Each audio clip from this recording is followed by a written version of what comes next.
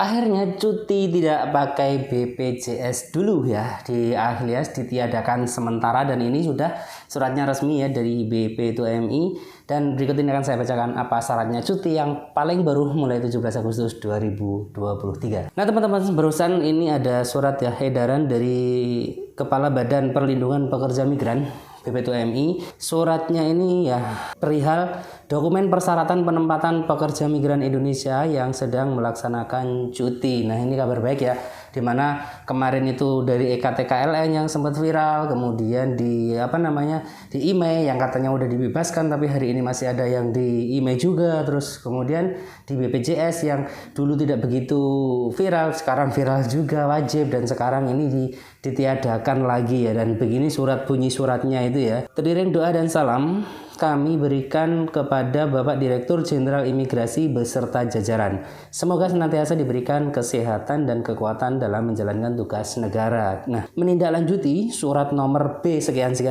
tanggal 24 Juli 2023 tentang pelayanan penempatan pekerja migran Indonesia yang sedang melaksanakan cuti dan pertimbangan dinamika di lapangan terkait belum tersedianya loket pembayaran BPJS tenaga kerja di bandara, pelabuhan, dan PLBN yang berakibat pekerja migran Indonesia gagal terbang kemarin ada 63 ya, dan tiket dinyatakan hangus karena dianggap tidak membayar BPJS ketenagakerjaan. Sehubungan dengan hal tersebut di atas, dengan ini kami sampaikan hal sebagai berikut. 1. Bagi pekerja migran Indonesia yang telah melakukan perubahan data perjanjian kerja seperti perpanjangan masa perjanjian kerja, perubahan pemberi kerja, re-entry ataupun renew ya, renew di majikan yang sama, pendataan dilakukan oleh perwakilan RI di negara penempatan sebelum pekerja migran Indonesia pulang ke tanah air. Harus didata dulu ya, dan ini tugasnya oleh KDI. Jadi untuk perpanjang kontrak ataupun re-entry ataupun renew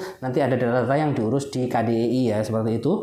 Kemudian nomor 2, bahwa dokumen yang wajib dimiliki dan masih berlaku bagi pekerja migran Indonesia sebagaimana dimaksud pada surat sebelumnya pada angka 4 adalah sebagai berikut: 1. Paspor, 2. Visa kerja dan re-entry, 4. Perjanjian kerja. Demikian disampaikan atas perhatiannya. Baik, selama ini kami ucapkan terima kasih. Jadi syaratnya sekarang 3, paspor, re-entry, perjanjian kerja ya. Jadi bagi teman-teman yang mungkin belum ikut BPJS, perjanjian kerja ini wajib ada juga ya. Jadi yang lainnya sudah tidak wajib aja. Dan setelah surat ini keluar, kita lihat ya nanti perkembangannya seperti apa. Apakah masih ada teman-teman yang yang dijegal lagi, yang tidak bisa berangkat lagi. Nah, ini sekedar pengalaman saya ya, dari teman-teman semua yang rata-rata nggak bisa berangkat kan dari Jakarta itu. Tapi teman-teman yang cuti pakai itu sekot dari Singapura malam ke Singapura kemudian ke Taiwan, tidak pernah ada masalah sih selama ini, karena banyak juga yang beli tiket di kita juga, terus kita pantau juga sampai saat ini juga mereka berangkat aman-aman aja, nggak pernah ini itu ya,